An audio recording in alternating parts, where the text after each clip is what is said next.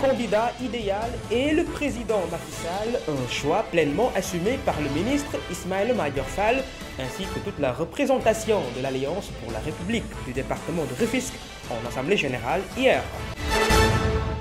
Toujours dans cette actualité de ce journal, la flambée des prix du carburant et de l'électricité, l'État du Sénégal se ménage car n'étant pas dans les délais impartis fixés par le FMI relatifs à la suppression des subventions dans le secteur de l'énergie.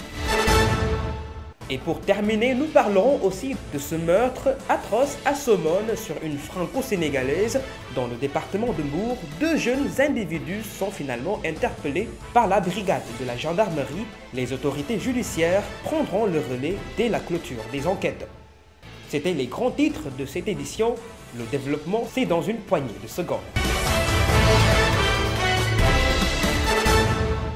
Bonsoir et bienvenue dans cette édition. Je vous l'annonçais dans les titres. La coordination APR du département de Rufisque a investi hier le président Macky Sall pour les prochaines présidentielles.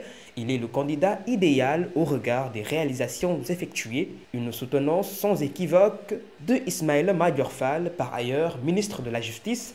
Il a annoncé la prochaine vente de près de 2 millions de cartes de membres. Nous l'écoutons au micro de nos confrères de Dakar Actu. Il s'exprimait à l'occasion de leur assemblée générale. Macky Sall, sa liggéey rafet na, jig nga Sénégal. Président Macky Sall, nous sommes très satisfaits de votre bilan au plan économique, infrastructurel, au plan sanitaire aussi. Même les couches vulnérables aussi. Vous en avez fait une priorité. Rassurez-vous, Président, et soyez optimiste pour poursuivre le travail dans cette lancée. Ceux qui se dressent contre votre troisième candidature a rappelé que sur cette question, vous aviez toujours soutenu un travail qu'il faut effectuer sur le terrain, avec la mobilisation, la représentativité. Et aujourd'hui, la majorité des Sénégalais l'a confirmé, de par leur adhésion, qu'en 2024, vous serez président de la République. Et pour y arriver, nous voulons que 2 millions de Sénégalais achètent les cartes. Avec ce chiffre incontestable, nous sommes convaincus que vous serez président. Nous sommes sûrs et certains. Nous n'en sommes pas à la décision du Conseil constitutionnel. Nous parlons aujourd'hui de politique. Et c'est cela que nous croyons. Et sera notre combat de tous les jours. Depuis 2012. Évoquons à présent cette actualité, les prix du carburant et de l'électricité qui risquent de connaître une flambée les prochains jours au Sénégal. L'effet d'imprévu sur la question n'est pas envisagé par le gouvernement sénégalais.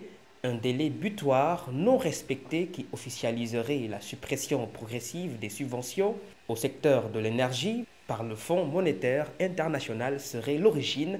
L'organisation internationale a rappelé dans son communiqué avoir émis des charges interpellatives entre le 19 mai et le 17 novembre 2022. Le Sénégal a trouvé grâce une prolongation, celle-ci la dernière, jusqu'au 10 janvier 2023 de l'accord de confirmation et l'accord au titre de la facilité de crédit de confirmation conclu. Des mesures concrètes sont attendues sur cette subvention et sur les appels d'offres liés au marché public. La requête de la coalition Yewwi Askan Wi d'autorisation de manifester est rejetée par le préfet. Ce grand rendez-vous serait la succession de celui organisé le vendredi passé où des milliers de manifestants s'étaient amassés à la mythique place de la Nation ex-Obélisque.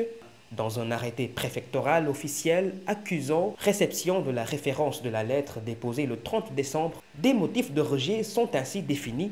Dans le deuxième paragraphe, l'autorité informe que des travaux d'envergure du bus rapide transit et ceux de la prochaine fête de l'indépendance présentent des risques d'accident et de retard dans le planning d'exécution et de livraison.